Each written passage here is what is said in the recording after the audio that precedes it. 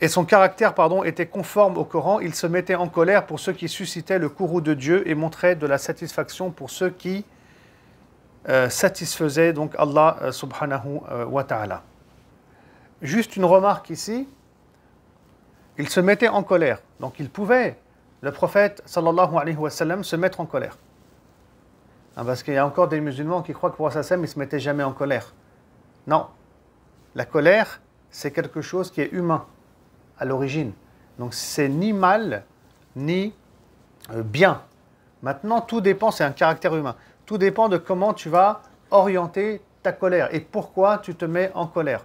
Et donc le prophète sallallahu alayhi wa sallam, et peut-être que ça sera détaillé un peu plus loin, il se mettait en colère, et c'est écrit ici, que quand les limites du sacré, si vous voulez, avaient été dépassées. Et pas quand il y avait un problème entre lui et une tierce personne. Donc si quelqu'un, il l'insultait, le prophète sallam, il ne répondait pas à cette insulte. Le prophète sallallahu alayhi wa sallam, il ne s'emportait pas et il ne frappait pas la personne qui l'avait insulté. D'ailleurs, on retrouve ça même dans le Ramadan, parce que c'est la base, où le prophète sallam nous rappelle, mais je le dis avec mes mots, que quand quelqu'un vient à nous insulter, à nous provoquer, qu'est-ce qu'on doit dire? Inni sa'im, je jeûne. Parce qu'il était comme ça, le prophète sallallahu alayhi wa sallam. Et donc ça, c'est un caractère qu'on doit s'approprier pendant le mois du Ramadan. Donc quand c'était entre lui et une personne, il ne se mettait pas en colère. D'ailleurs, à Médine, on avait parfois des bédouins idolâtres qui venaient du désert pour demander quelques biens au prophète sallallahu alayhi wa sallam, comme des moutons, des brebis ou autres. Et ils étaient très mal polis, ils étaient très mal éduqués. Et ils attrapaient des fois le prophète sallam par le col et disaient, vas-y, donne-nous 2 moutons. Et le prophète sallam, il souriait, il ne s'énervait pas, il ne s'emportait pas, et en plus, il leur donnait ce qu'ils demandaient, sallallahu alayhi wa sallam. D'accord? Donc le prophète sallam était comme ça. Et il s'énervait quand les limites du sacré avaient été dépassées parce que ça va... Enfin, il se mettait en colère quand les limites du sacré avaient été dépassées parce que ça provoquait aussi la colère d'Allah subhanahu wa ta'ala. Et je vais vous donner un exemple.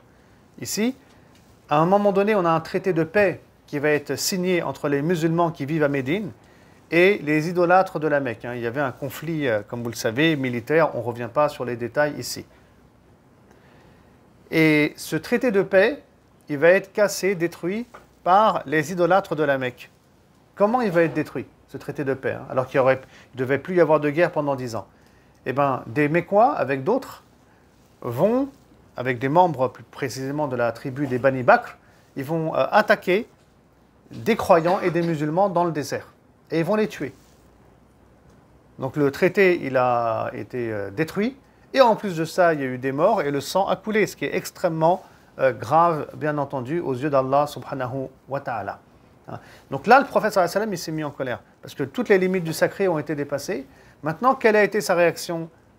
Eh bien, il a jugé, le prophète sallallahu alayhi wa sallam, que le moment était venu maintenant de faire tomber la Mecque, où il y avait 360 dieux et statues qui étaient adorés.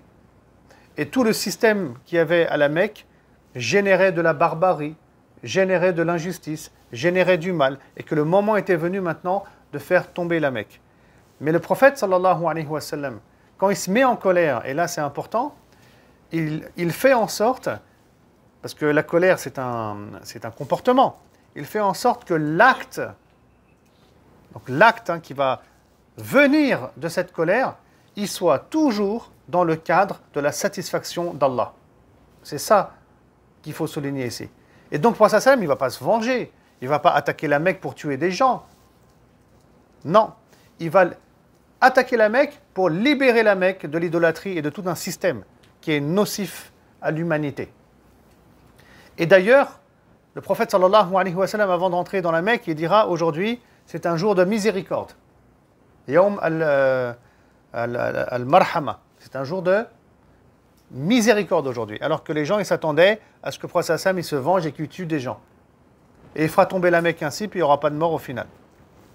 Voilà comment il était le prophète sallam, et c'est comme ça qu'on doit être. C'est-à-dire que, quand on se met en colère, c'est un conseil que je vous donne, de manière systématique, se poser la question, maintenant ce que je vais dire avec la bouche, ou ce que je vais faire, est-ce qu'Allah va être satisfait de moi? Ou est-ce que c'est Satan, Shaitan, qui va être heureux et satisfait de moi? Et ça peut nous aider à contrôler notre colère.